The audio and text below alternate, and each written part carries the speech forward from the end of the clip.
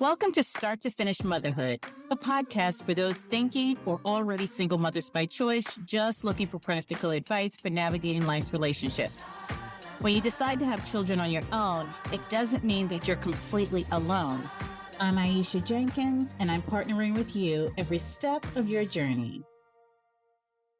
Hi, everybody. I am here today with a friend in my head. And this is the first time that we are meeting virtually in the same space. We've been in community together for years, and I absolutely love your energy. I love following your journey. I follow you on Instagram, I follow your YouTube, and it is I feel so privileged to have followed so many people on their journey. And so the theme for season 3 is what's it like? And the conversation that I'm here to have today with Charon is what's it like to be a 20 something person who has entered the thinking stage of being at SMC while also living a fabulous, wonderfully content life. And so I don't think people appreciate enough that this is actually a journey. So when we talk about the single mother by choice journey and not having to walk it alone, it is a journey. For some people, it's a matter of weeks. For some people, it's months. For others, it's years. And so many of us think long and hard about this path, about our goals, our hopes and dreams for the future. And then sometimes we do end up actually pursuing the single mother by choice path. And sometimes we don't when we realize that, or we realize that we need more time. And so I'm here with Charon, who is, 28. Sharon began her thinking phase a few years ago, and we're here today to talk about the thinking phase, balancing that with living life, and then checking to see where Sharon is. But first, I'm going to ask Sharon to please introduce herself to the listening audience. Sharon. Hi, my name is Charon. I am 28. I am from Chicago, born and raised, but I live in the suburbs. My job is I work in finance and accounting, and I'm still in the thinking stage, even though I've been in this space for a few years. This is a marathon, not a sprint, as Aisha likes to say. So here we are. Thank you. Okay. So, having spent some time in the thinking phase myself, I know that there's a lot of self reflection that goes on. So, can you share with us and tease apart some of the things that you've been thinking about as you've been on this thinking phase? Mainly, it's been the finances as well as just my own limitations. Knowing that you're going to be doing this yourself, you have to take a big lens, like a finer point into your own limitations before you even start thinking about donor choices or what kind of child you're going to have. You have to know that this is something you can or cannot do. And so that's really where I'm at. I am working through a lot of ADHD, autism, which we can get into later, of course. But because of those, I know I'm going to need more assistance. So that's why the thinking stage is taking me so long, because I know I'm going to need help. And I still haven't figured out what kind of help I'm going to need. Okay. And then I know in the past we've talked about things that you're passionate about, like you're still finding Sharon, right? You're still deciding if Chicago is going to be your forever home. You're dating. We have a love relationship with Trader Joe's. All right. So let's get into some of the finer details. You gave us an idea of just the big pieces of your puzzle. So let's talk about who you're talking to during the thinking phase. So I know I had a few trusted ears.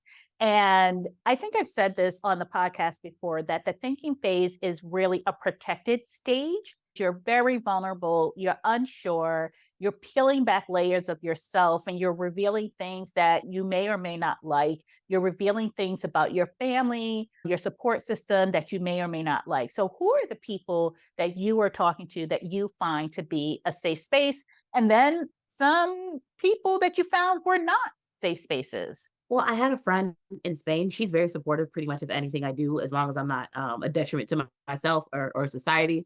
That's pretty much our like boundary. Like, hey, don't harm yourself, don't harm anybody else. You're good. I was talking to her about it, and then another local friend, and then I spoke to my mom about it just because my mom was a single mother. She is not really too into me being a single parent, just because she knows how difficult it was. So that is something that I'm also keeping in mind, that my childhood was very difficult with very little resources, very little help from like my mom and her friends or family. So it was pretty much just my mom raising us without any assistance. So if my mom needed to go to work and had to leave us at home, we were simply at a certain age, you were simply left at home. It's illegal now. So like, don't do that now. That's illegal now. But yeah, so it's just like, those three. And then I spoke to a therapist about it. It's just more so, I know I forget a lot of things for me. And I know I want to be the best I can be for whatever child I have, because I know it's just going to be me as the sole caregiver. So because I know that, I've been working through the ADHD diagnosis, and then as well as the autism diagnosis. I have an appointment later this month with a therapist to talk through being officially diagnosed and maybe seeing if meds will help. If the meds don't help, then I have to start thinking about maybe I cannot become a single mother by choice if the meds don't help me more of the day-to-day things that I'm forgetting. Okay. All right. And so have you had any conversations with people that you realize, oh, maybe you're not in my corner. Maybe you're not as supportive as I thought you were. Oh, absolutely. I had one friend tell me it was a mistake because I had chosen a donor. She was like, "Why would you do that? Why would you become a single mom?" I was like, "Hold on. Like, first of all, we're both adults, so like, I don't need to be chastised or talked to like I don't have my full capacity." I was like, "This is what I want to do." I say, dating is not working out for me. This is something I'm looking into. So like, whether you like it or not, homie chilling on ice. I did my DNA ancestry, and I sold my donor back because I may have some of the things that he had. So I would be a carrier, he would be a carrier. So now I'm starting over from like square one. It's been a wild 6 months. Okay. All right. All right. See, so it sounds like you're using the time wisely, right? And you're just taking your time and you're going through all the information so that you can make a more informed choice. All right. So, what questions are they asking you? My friends have asked me, like, okay, they asked what's wrong with me. They were like, why can't you just, of course, the usual, why can't you just go find someone? As if at least he's going to fall out of the sky. And I was like, no, I'm not just looking for someone. I'm looking for someone that is going to mesh well with what I have going on. And if I can't find that, I either simply won't become a parent or I'll do it myself. And I know I want to become a mom, so I was willing to do it myself. But as I started to go further into the journey and tell more of my friends about it, a lot of them did not understand that families are changing, that things are not the same ways they used to be a generation ago. So it's a lot of people are still stuck in their old ways pretty much. So I just stopped talking to people about my journey and I would just journal or I would talk to a therapist because to me, I don't need to be told that it's a silly decision. I feel like if I'm not harming myself, just leave me be. Yeah. Just let me make my own choices. So I just speak pretty much to a therapist about it now. And the therapists that I've spoken to, they've been pretty supportive. And I think because they have a more diverse client base from like queer families to actual single parents, both male, female, etc. I think being surrounded by more diversity leads people to be a bit more open about the single mother by path. Yeah, yeah, I agree. Okay. And so have you gotten any really weird questions or questions that made you laugh out loud? I got some weird questions because my donor was Asian and white, and the white portion was where we ended up having some of the same carrying things. I found out that my grandfather was white. I found out, so that led me to further question certain things, and so that means my mom's half. And that means that I'm like above 20%. So that 20% was where I had to check for the BRCA gene, all those sorts of things. Mhm. So I've had some people question me about the way my child's eyes are going to come out. I'm like, oh, his eyes are going to be, whatever racial term they want. 2020? Yeah, yeah. 2020? Yeah. And then like, how they obviously some of the eyes are a little bit, somebody called my baby, I hate to use the term, it was like a racial term. They called my baby a chink. I was like, it doesn't even exist. And I was like, you guys are using racial slurs. I found out some of my friends were not very supportive of Asian people. I had no idea as a non-Asian. They're no longer my friend group because I don't tolerate bigotry and racism. It still felt like no matter what I choose, you guys are gonna have something to say. So like, you gotta go. We're done here. Our journey's over. Yeah. Yep. I think I did find out a lot about loved ones and friends, either when I became a parent, when they became a parent, or at certain points in the journey. And it's just like, yeah, I think our friendship has come to an end or a long pause and, let's regroup in our 60s. Now, sometimes we'll get questions and questions will trigger us or, we might say something in the moment, but it'll stay with us and we go back and we think about it. We think long and hard. We pick it apart. Why was I triggered? Did you ever get any of those types of questions? Just opportunities to reflect. Yeah, I had a friend. I keep saying friends. These are all former friends, for the record. I don't talk to these people. So let's put that out there. No, I had someone ask me. They were like, "What's wrong with you that you can't find someone?" They were like, "You've been dating for 10 years. What's wrong with you?" And that really triggered me because it was like, "Hold on, we're not going to blame a systemic failure on me, like Charon out here just ruining everything for everybody." No, if all of us, regardless of race, regardless of origin, age, etc., all of us are struggling, it's not a me problem. During the pandemic, I saw a report on Google. During the pandemic, there was such a rise in women looking into adoption and sperm donation. During the pandemic, they're like, clearly there's a systemic failure here that has nothing to do with me and why I can't find a man. I'm swiping in other countries, other states, etc., and I'm still struggling to find someone that's not a misogynist, not a bigot, all of the extra stuff. I don't think that's a me problem. And it did trigger me, but I'm not gonna lie. I was heated. I was like, well, first of all, I did have to step away from the conversation to calm down. Her and I are no longer friends. The same woman recently told me that I sent her men in my life. I said, have you seen my life? I say it that don't match.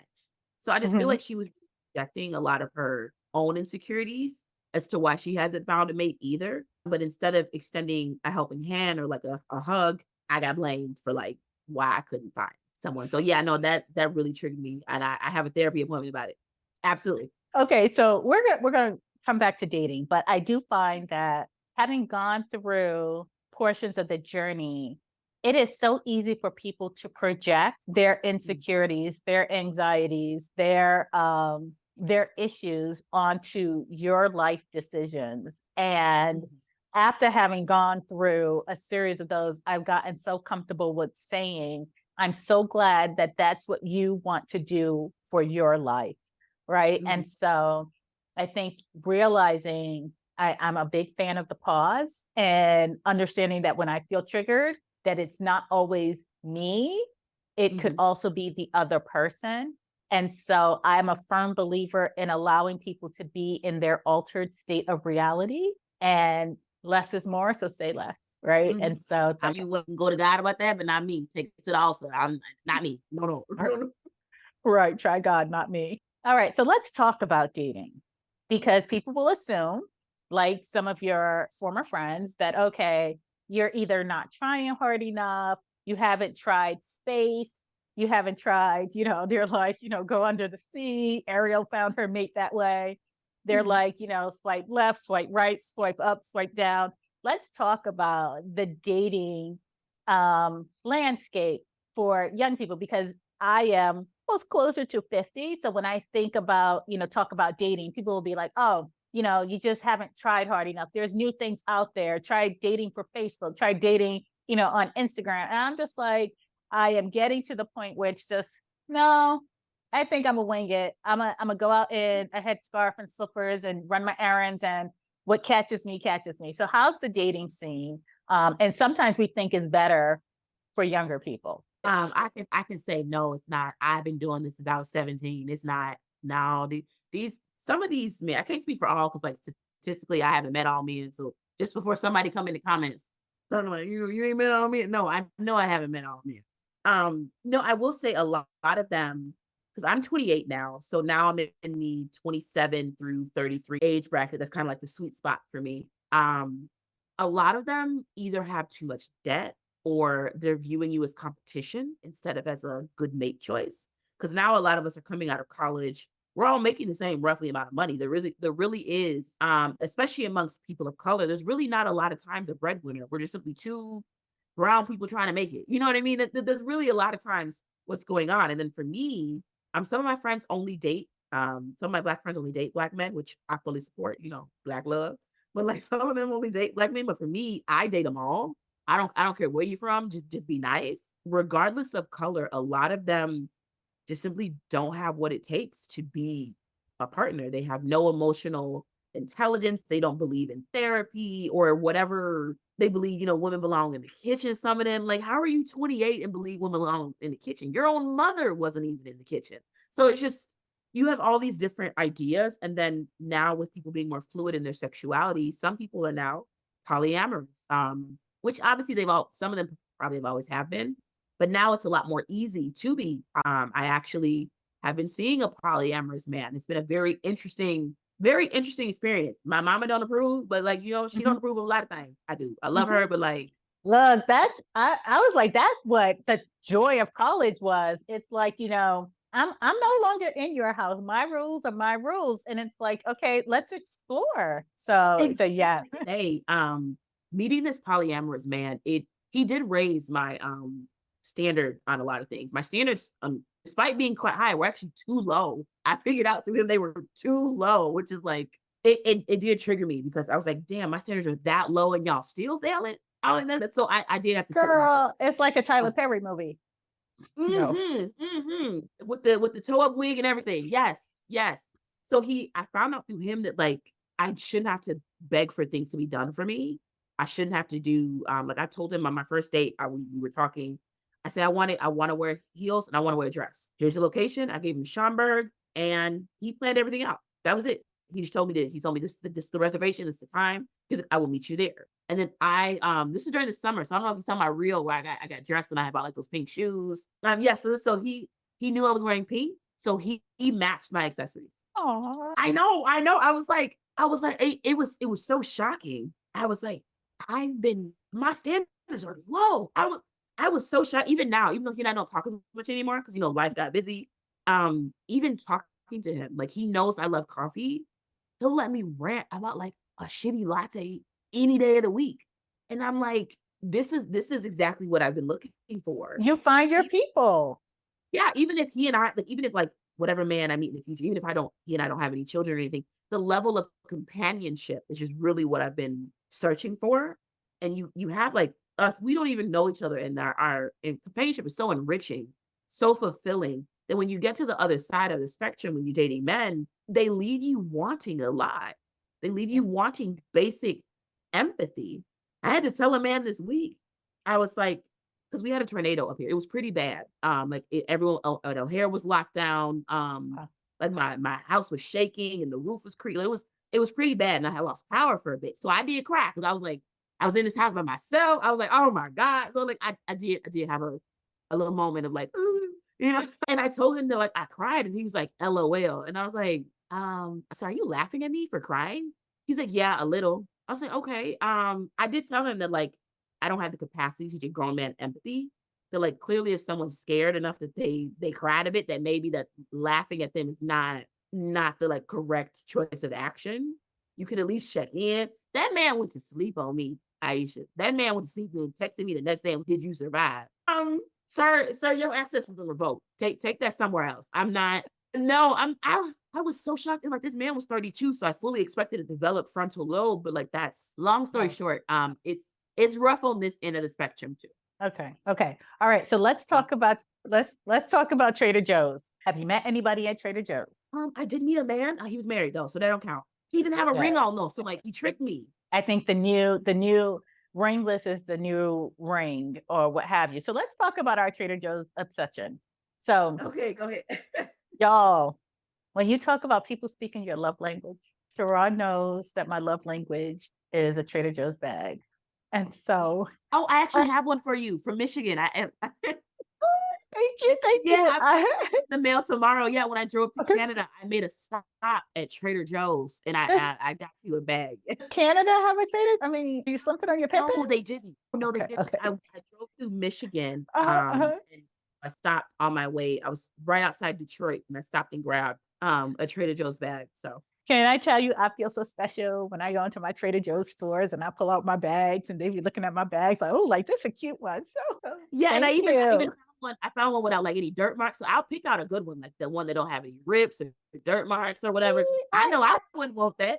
see, and that's what I love about Black sisterhood. I have always found comfort and love just for who I am and all my quirks with Black women. And like, we are not a monolith. And Mhm. to have people who understand the value of being thought of as you are walking the aisles of Trader Joe's. And every time I pull up my bags, I think of you. So thank you for indulging me. Yeah, no, of course. No, girl, I went out my way. I was on there. I was in Kalamazoo. I was in Kalamazoo, Michigan. So like the most random town. And I Uh-huh. stopped and got coffee. Because I'm trying not to support Starbucks because I'm trying We not to know. support them. So I was Mhm. trying to find something else. There was nothing else open. It was like 6 a.m. I was trying to find something else. And then I realized, I said, is that a Trader Joe's? I literally did like a double take. I was like, is that a Trader Joe's? I saw it on the street. I was about to get on the Pop the highway. U-turn. I made me a little U-turn. I was like, you know what? Let me just go on in here. I did meet a man in Trader Joe's. He complimented my glasses. He complimented my coat and everything. But no, we ultimately didn't exchange numbers because he was looking for something super serious. And even though I'm looking for companionship, I'm not trying to marry somebody tomorrow. So I feel like Okay. at that point, thank you for the ego boost, but like thank you and I are looking for the same.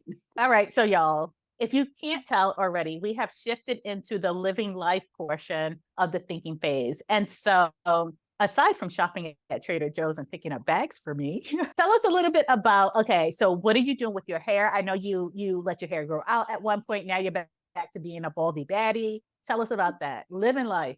Mainly, I was seeing someone that I saw in the summertime, and like the situation kind of dragged out longer than like I wanted it to, and I felt like I almost lost a bit of myself, so to speak, and I fell into old patterns that like younger me would have did, and I realized a lot that like I just need to start over. I was like, I just need fresh.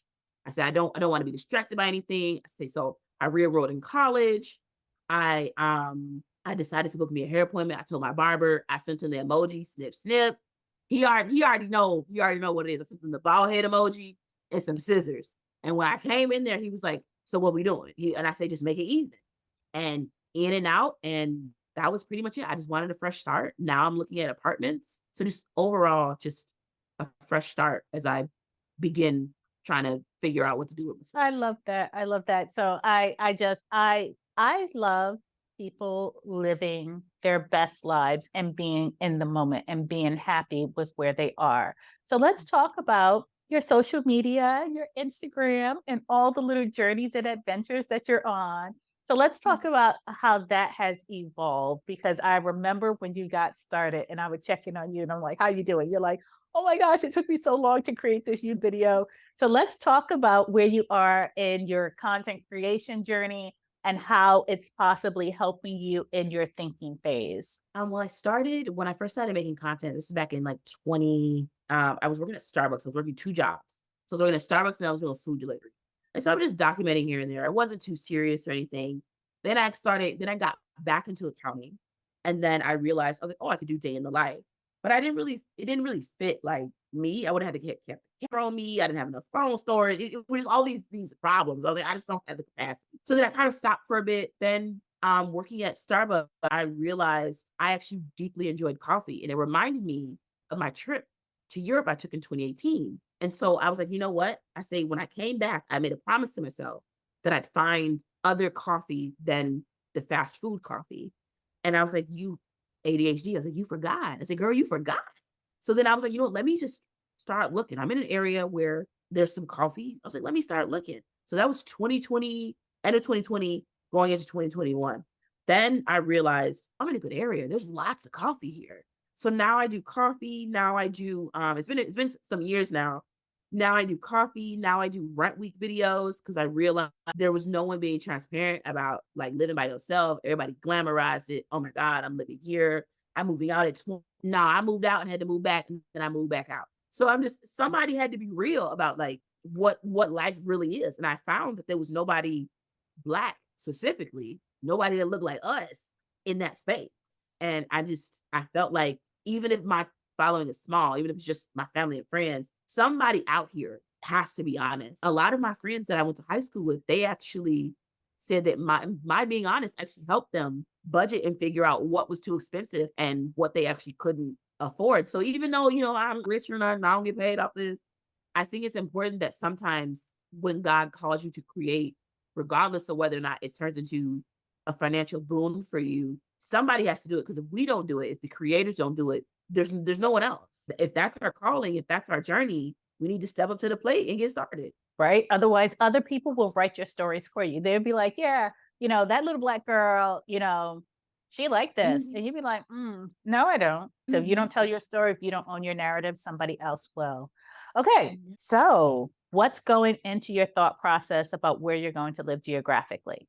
So I know you said you're thinking like you're getting the itch, explore more. So thinking about the entirety of your future, whether you become a single mom, whether you become partnered, what are you thinking? What's in your criteria? Well, right now I'm getting started with finishing my degree, my associates. I've been trying to do that since 2019. Girl, pray for me. Um, I girl, no, life been life. Then you had the pandemic. They didn't have enough laptops. They wasn't nothing online. Then you had to wait 2 years because it was a whole mess. Then they finally let me up in there for them to have a wait list. Anyway, so I'm trying to finish my degree. So I'm taking some things via proficiency exam. So I have maybe 5 of those, so that'll be another 20 credits, and then that'll leave me 14 that I need, and then I'll be done with my associates. I don't think I'm ever gonna go for a bachelor's.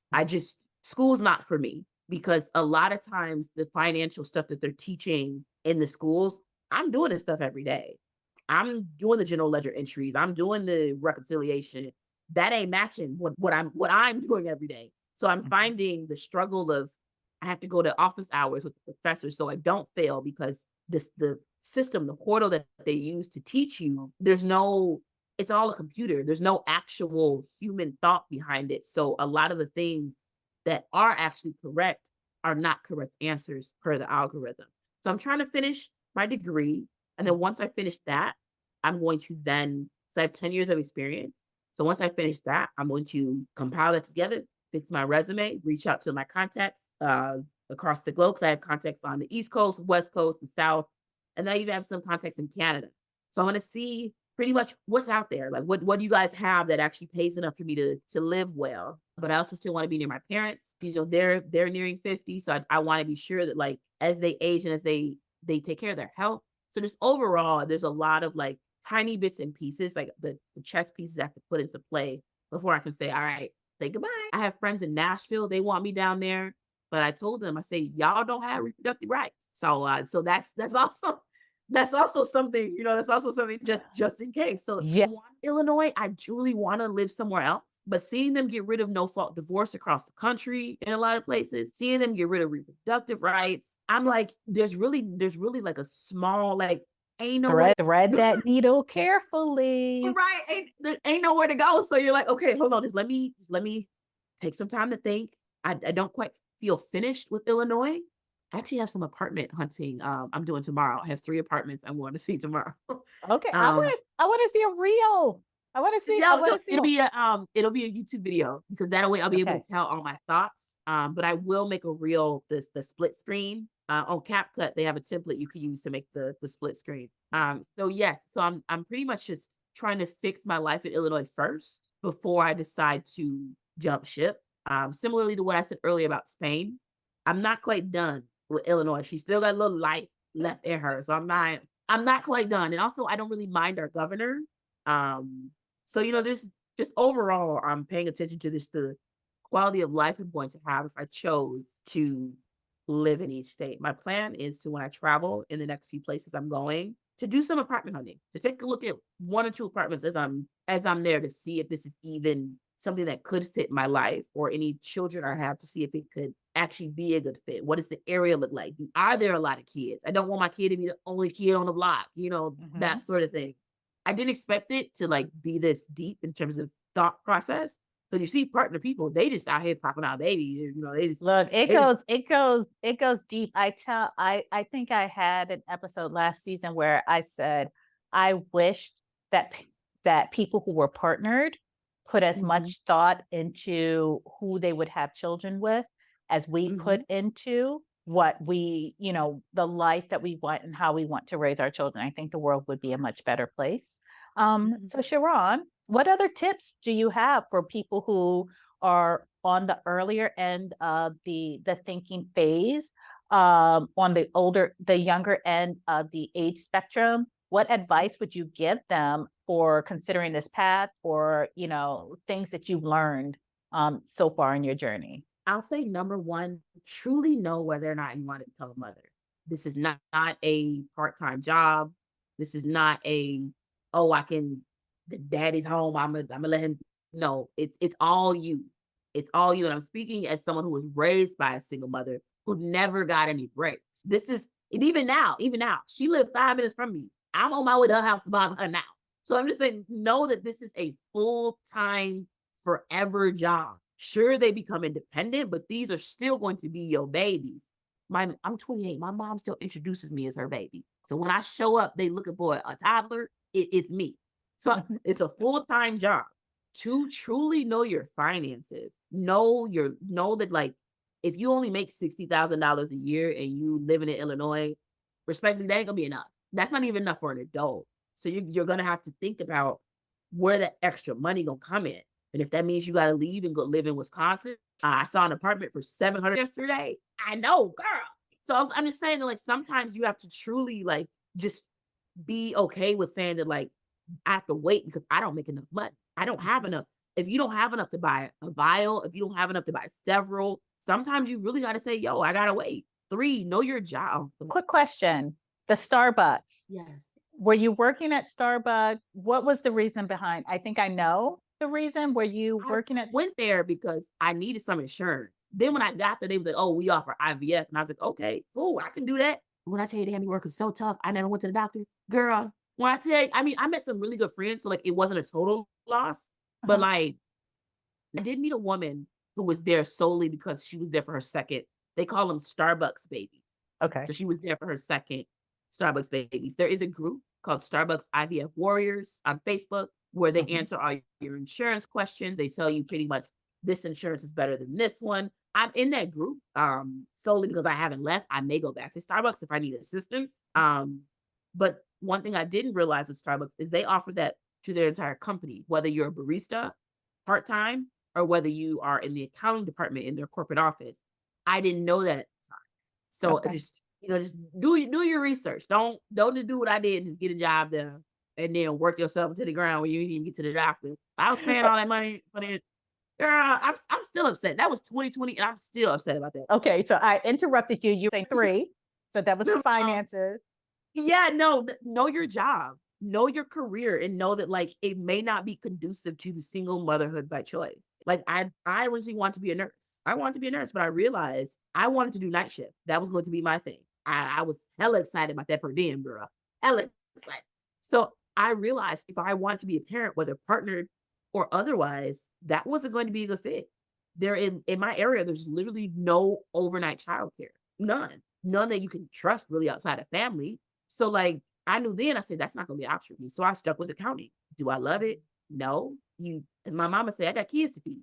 So I mean, like, you have to, even before the kids get here, even before you buy the vial, even before you actually do the whole IUI, IVF, whatever, you're already sacrificing for this child because it's going to take a lot.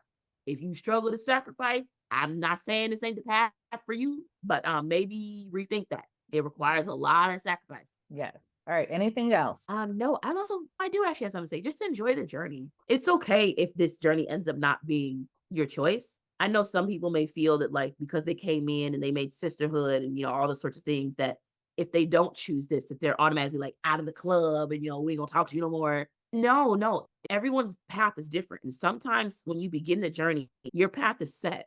But then as you start on the journey, end up seeing some other paths that, like, are a better fit. And it's okay to seek those out. There's always gonna be a vial on ice you can buy. And there's always going to be Google. We will find you, Charon. That's all I'm saying. Like, don't feel so tied to the path that you actually miss your true calling, which may be the single motherhood, or it may be, or you could do the whole known donor, things. And I'm not a lot of people talk about that.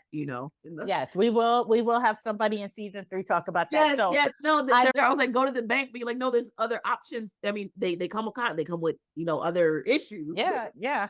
So The point I is, keep your options open. I keep your thank you. options Yes, open. yes. All right, Sharon. So where can my listeners find you? I know you have an Instagram. I know you have a YouTube. Why don't you drop them handles? Okay, my Instagram, TikTok, and YouTube handle is Charon Ron with so the CHARONRONN.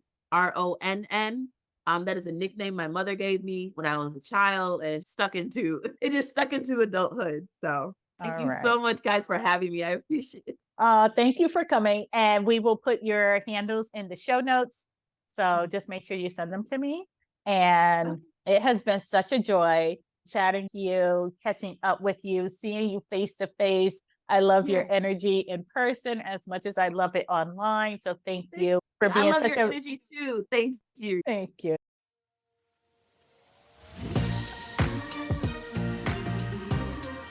Thanks for listening to Start to Finish Motherhood with Aisha. If you want to keep the conversation going, follow Start to Finish Motherhood on Instagram or email me at aisha@starttofinishmotherhood.com. If you love this episode, please share it with anyone who's thinking of becoming a single mother by choice, anyone who's already parenting as a single mother by choice and just looking for advice on navigating it all, or a friend or family member who's looking to support someone else's single mother by choice journey. Until next time, bye now.